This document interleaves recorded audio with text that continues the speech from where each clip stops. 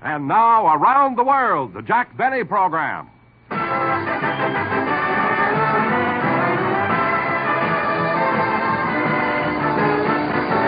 Jack Benny with Mary Livingston, Rochester, Dennis Day, Bob Crosby, and yours truly, Don Wilson.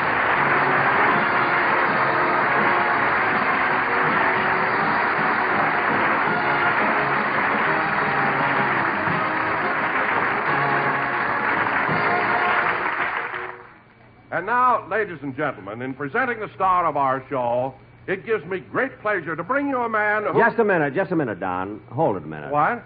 Don, today, instead of you introducing me, I'm going to introduce you. Me? Yes, Don.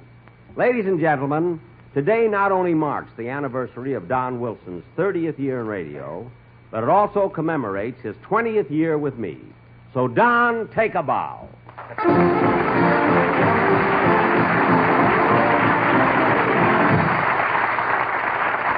Oh, Jack, this is so touching. Don, this day is yours. Today we will all pay homage to you. When I say we, I mean the entire cast. Your slightest wish will be our command. Whatever you... Don, you're crying. Well, gee, I can't help it, Jack. See, the way those tears are running between your chins, it looks like you're irrigating something.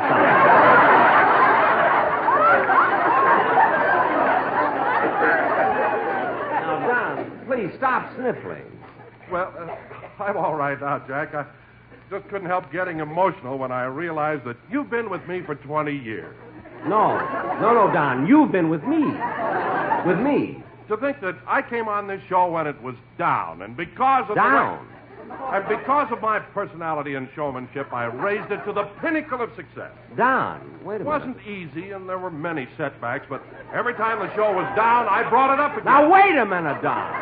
My show was never down. So don't make things up. Well, now let's not argue, Jack. Really, let's don't argue because, well, and besides, I want to thank you for making this not only a memorable, but a profitable occasion. Profitable? What did Jack do for you, Don? Go ahead, Donzie. Tell Bob Crosby. Well, Bob, not only did I get $500 cash, but I also got a brand new DeSoto convertible for my wife, a trip to New York for the two of us on the Super Chief, and a whole week at the Waldorf Astoria. Jack, I want to thank you from the bottom of my heart. Oh, gosh, Jack gave you all of that? No, but it was his letter that got me on strike at Ridge.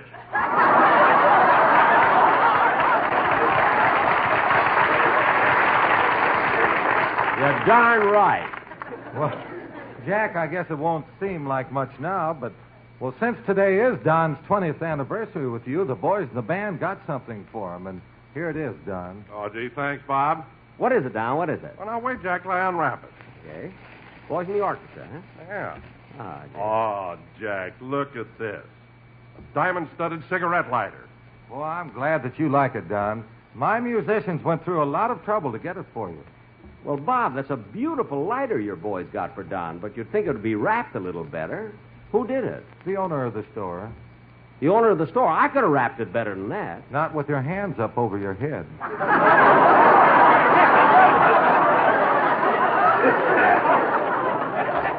Bob, you mean the boys held up a jewelry store? Well, it was an accident, Jack. You see, when they walked into the store, Remley had his guitar under his coat. Uh-huh. The man thought it was a machine gun. He threw up his hands and said, "Take anything that you want." Well, that's still dishonest. Frankie should have opened his coat and showed the jeweler that it wasn't a gun. Oh, Frankie did better than that. He took out the guitar, started to play, and the guy said, "Look, you got what you want. Stop torturing me."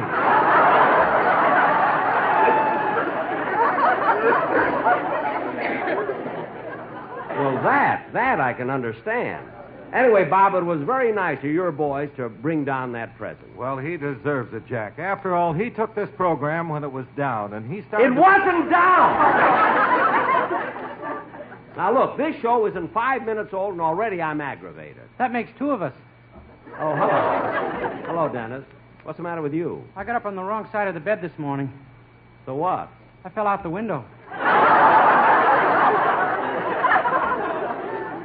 What? It's 3 stories. Boy, am I lucky I wasn't hurt.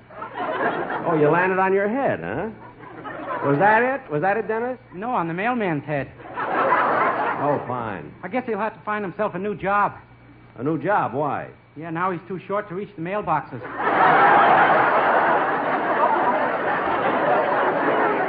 I don't know, Dennis. Everybody else just goes along. Why do these stupid things keep happening to you? Oh, I guess it's because I got such a bad start in life. You know, I was an incubator baby. An incubator baby? How much did you weigh? 11 pounds. Dennis, if you were that big, why did they keep you in an incubator? They were afraid to let my mother get her hands on me.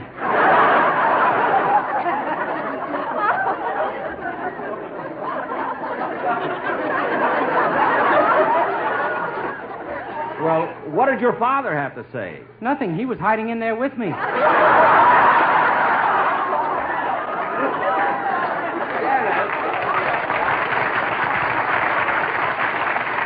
Dennis, this is all very interesting, but why don't you just sing now and save the rest of your biography for This Is Your Life? I'd rather you got me on Strike It Rich. All right. I'll do it sometime. Just sing. Yes, sir.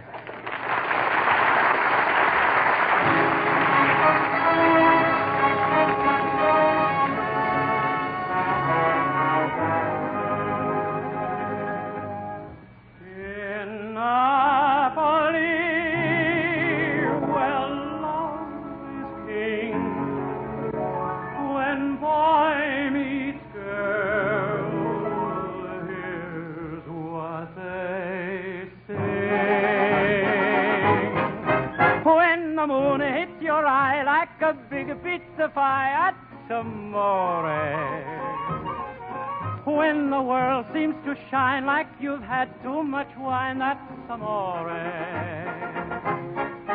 Bells will ring, ting-a-ling-a-ling, ting-a-ling-a-ling, and you'll sing Vita Bella. Hearts will play tippy-tippy-tay, tippy-tippy-tay, like a gay tarantella. When the stars make you drool, just like a pasta fazool, that's amore. When you dance down the street with a cloud at your feet, you're in love. When you walk in a dream, but you know you're not dreaming, signore. Scusa me, but you see, back in old Napoli, that's amore. When the stars take you through, just like a pasta fazool, that's amore. La la la la la la la. When you dance down the street with the cloud at your feet, you're in love. That's amore. When you walk in a dream, but you know you're not dreaming, signore. Scusa me, but you see, back in old Napoli, that's amore. That's amore. Scusa me, but you see, back in old Napoli, that's amore.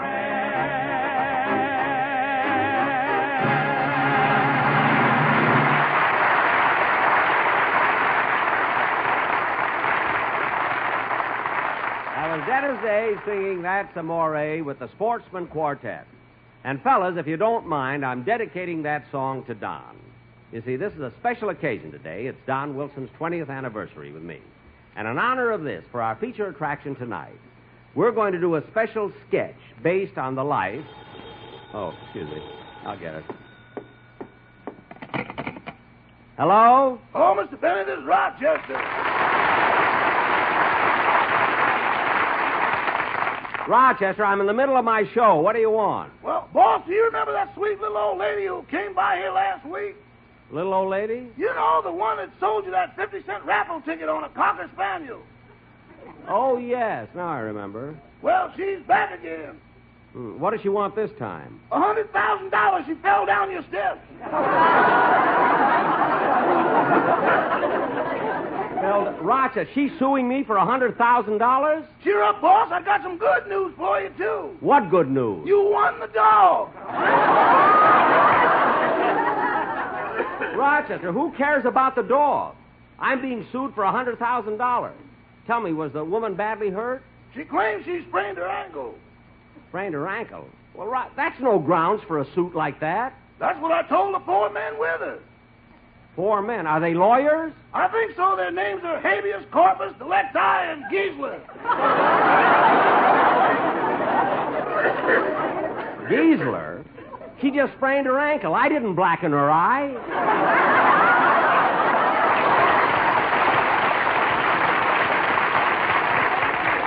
Now, look, Rochester, don't admit anything and get in touch with my insurance man. I'm covered for things like this. Okay. I'll see you later. Goodbye. Goodbye. Oh, say, boss. Now what?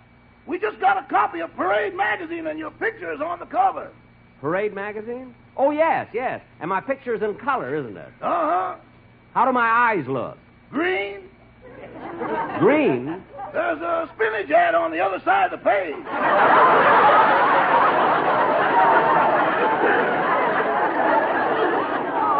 A spinach ad? When you hold it up to the light, you look like you're peeking through a head.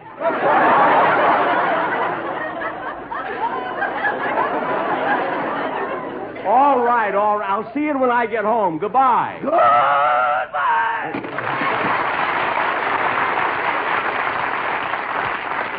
Now, where was I? Oh, yes. As I started to say, tonight, for our feature attraction, we're going to do the story of Don Wilson's life. Oh, please, Jack.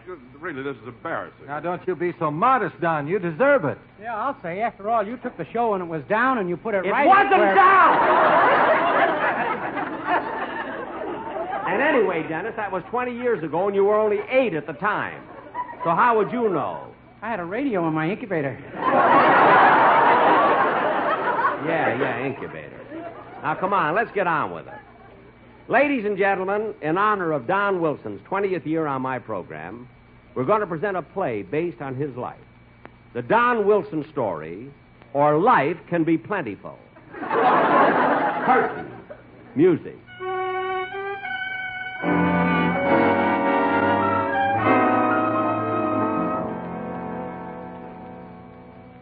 Our story opens in Denver, Colorado, many years ago. The stork has just delivered a precious bundle to the home of Mr. and Mrs. Donald C. Wilson, Sr. The mother happily whispers to the father. Darling, it's a boy. And the proud father said. Yes, aren't we lucky? The stork brought us a boy. And the stork said. Oh, my aching back.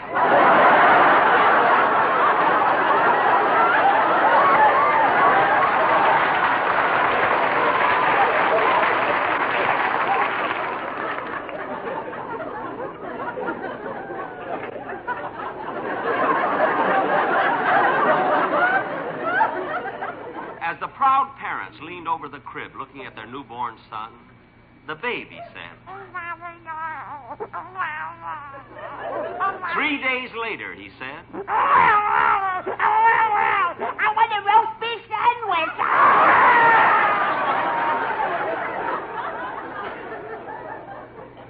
He was developing slowly. During that first week, 3 nurses quit because they just couldn't stand giving him his bottle. It was exasperating. The gravy would slip through, but the mashed potatoes were murder.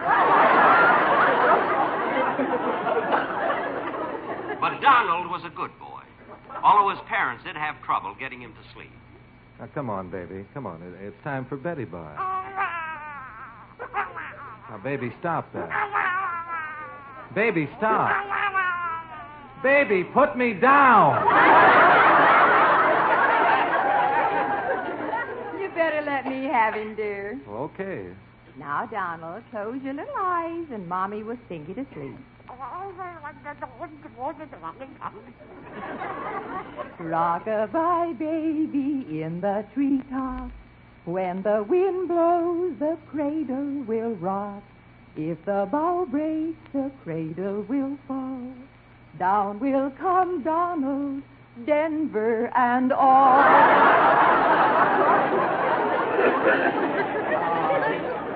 Look, dear, he's asleep. The years passed quickly, and Don entered college. And since his burning ambition was to become a radio announcer, he majored in elocution. How now, brown cow? How now, brown cow? and the cow, and Don.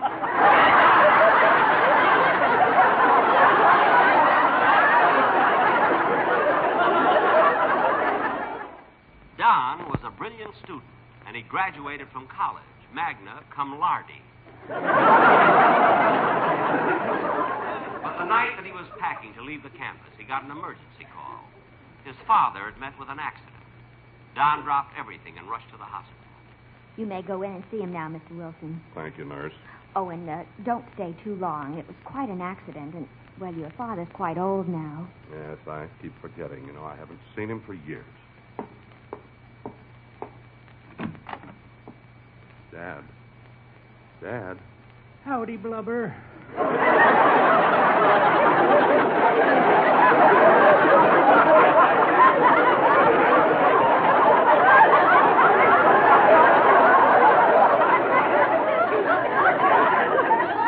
Gosh, Dad, I just can't get over it. What's that, son? Well, I know it's been a long time since I've seen you, but I'd hardly recognize you. How come you look so different? 'Cause Bob Crosby can't play the part of an old man.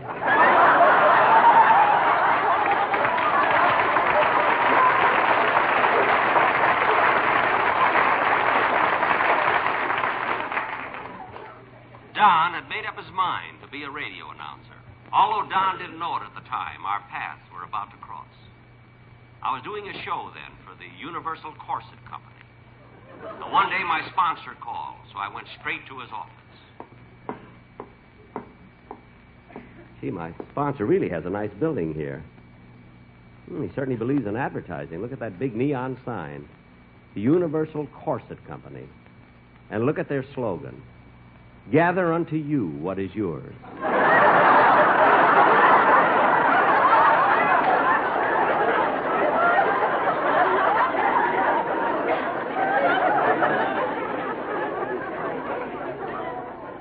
Well, I better go in. I beg your pardon, sir, but would you tell Mr. Willoughby that Jack Benny's here to see him? Oh, Mr. Willoughby's expecting you, Mr. Benny. Go right through that door. Thank you.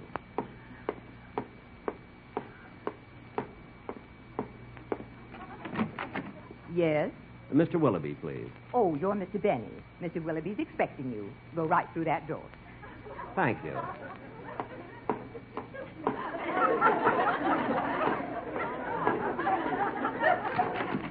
Yes? I'm here to see Mr. Willoughby. Oh, you're Jack Benny. Yes. Mr. Willoughby's expecting you. Go right through that door. Thank you.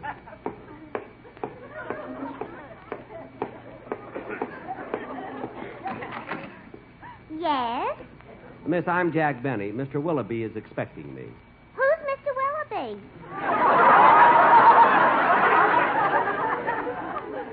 Look, miss, isn't this the Universal Corset Company? Yes? Well, Mr. Willoughby is the president.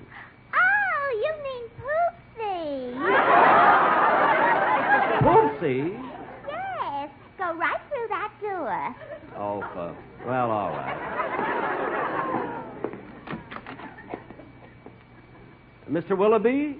Yes, surprise.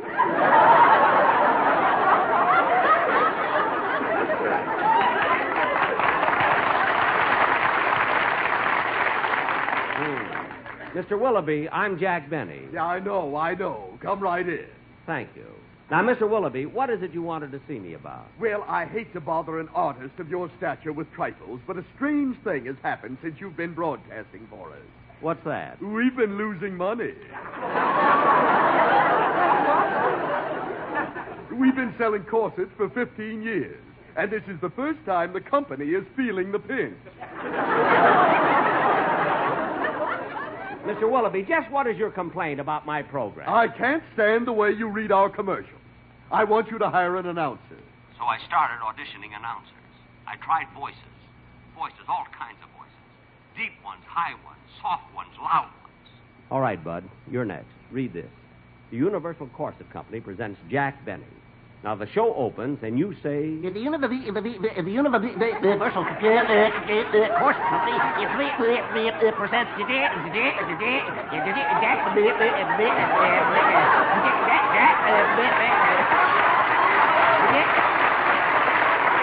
No. Yeah, that's all, folks. I auditioned over 500 people, but I wasn't getting any place. It was then that I decided to try my luck at the famous Acme Elocution School. A with a U is A-U, A-U. D with a U is D-U, D-U. U-D, U-D, U-A, U-A. G with a U is G-U, G-U. E with a U is E-U, E-U. A-U, E-U, G-U, D-U. Very good, students. Very good. Now, what did you think of that, Mr. Benny? P with a U is P-U, P-U.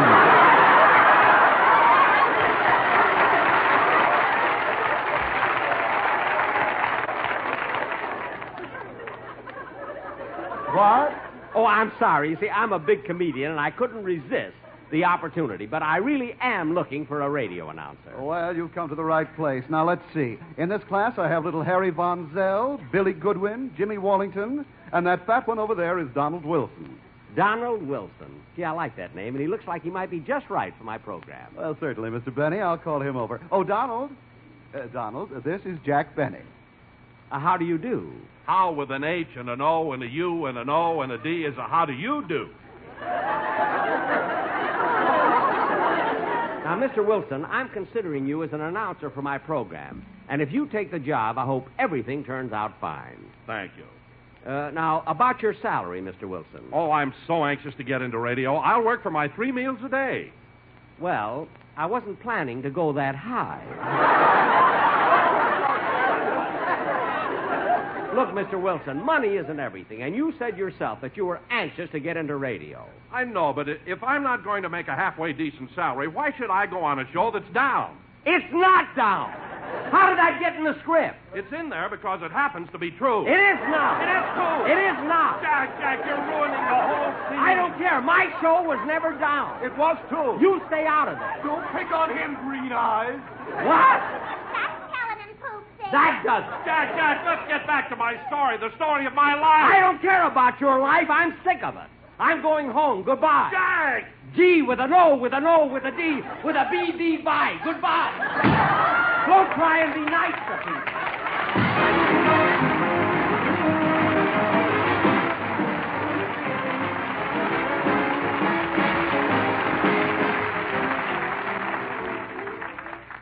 No doubt most of you fellas and gals in the service have heard of USAFI. But do you know what it means?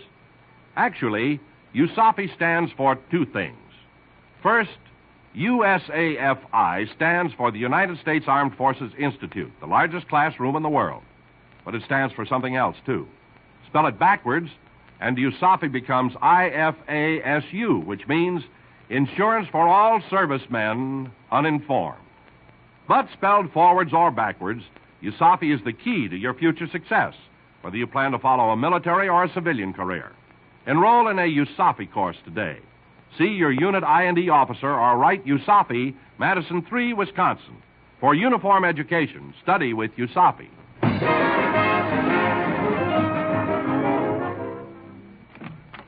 Hello, Rochester. Hello, boss.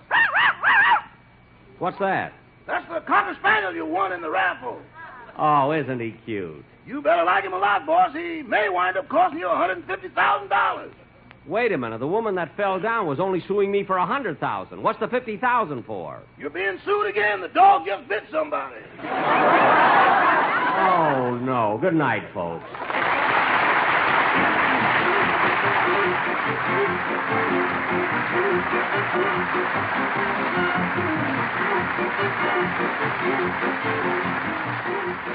The Jack Benny program is written by Sam Perrin, Milt Josephsberg, George Balzer, and John Tackerberry, and produced and transcribed by Hilliard Marks.